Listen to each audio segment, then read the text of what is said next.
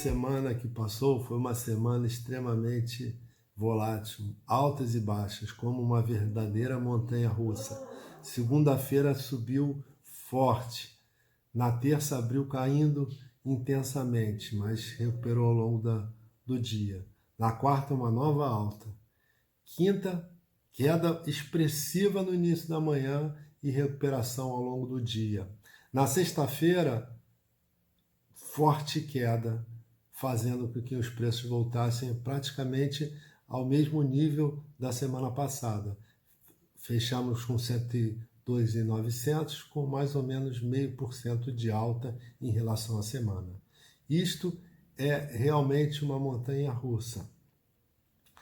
Como eu falei na semana passada, essa semana que passou era uma semana decisiva. Só que alguns eventos vieram positivos e outros negativos, fazendo com que fizesse uma prorrogação nessa decisão. Os touros começaram a semana ganhando com facilidade, mas a partir de quinta-feira os ursos vieram e principalmente nas sexta-feiras levaram o jogo para um empate. Então, para uma prorrogação que ser definidas vai ser definida ao longo dessa semana. Eu sou Osmar Santos do Mercado, o alquimista na Bolsa, e venho aqui explicar o que aconteceu, o porquê disso tudo. Vocês podem, ao olhar o gráfico, perceber como foi o sobe e desce dessa semana. Esse é o gráfico do Ibovespa semanal, as setinhas indicam o início de cada dia da semana. Os pontos mais significativos do que aconteceram. Primeiro, o PIB. O PIB, tanto da Alemanha quanto dos Estados Unidos, vieram ruins. Os Estados Unidos teve uma queda no PIB de mais de 30% e a Alemanha mais de 10%. Isso, claro, jogou a bolsa para baixo.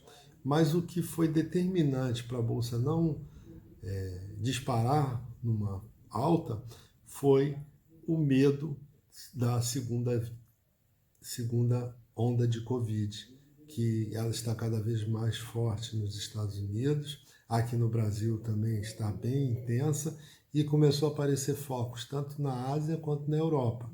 E se essa segunda onda realmente vier, vai haver quedas significativas na Bolsa.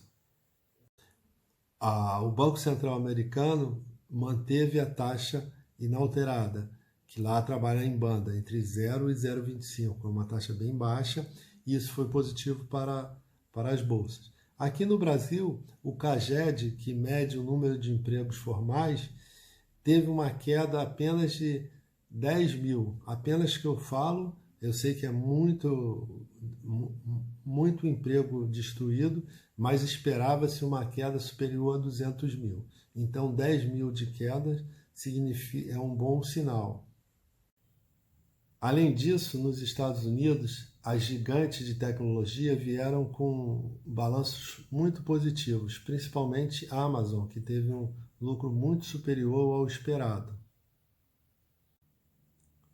Outra sinalização dos Estados Unidos é o medo que o Trump tem de perder a eleição. Ele já teve a questão da tensão com a China e agora começou uma ofensiva para tentar adiar as eleições. Isso porque nas pesquisas ele está perdendo. Ele considera muito grave e ele vai tentar de toda maneira criar uma conjuntura que permita que ele volte a conseguir atrair os eleitores para que ele possa vencer a eleição. E está lá nos Estados Unidos, no Congresso Nacional deles, decidindo a prorrogação dos incentivos para a economia. E o que esperar dessa semana? Que vai continuar uma luta intensa entre comprados e vendidos. Os comprados baseiam seus argumentos na possibilidade de que a vacina contra o Covid chegue logo, que os danos causados da economia já passaram e agora vai haver uma gradual recuperação.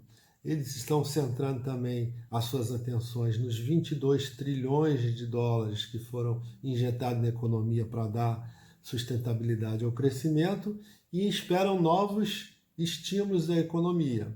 Internamente no Brasil, essa semana tem reunião do Copom e espera-se que seja cortado pelo menos 0,25 da taxa, o que vai jogar a taxa de juros para 2% ao ano, bastante baixa, o que deve continuar fazendo que migrem investidores da renda fixa para a renda variável.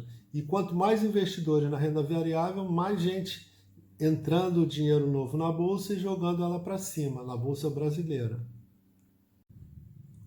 É claro que o determinante vai ser efetivamente o que vem de fora. Se realmente a segunda onda de Covid crescer a ponto de atrapalhar novamente de forma intensa a economia, haverá uma queda nas bolsas do mundo todo e, consequentemente, no Brasil.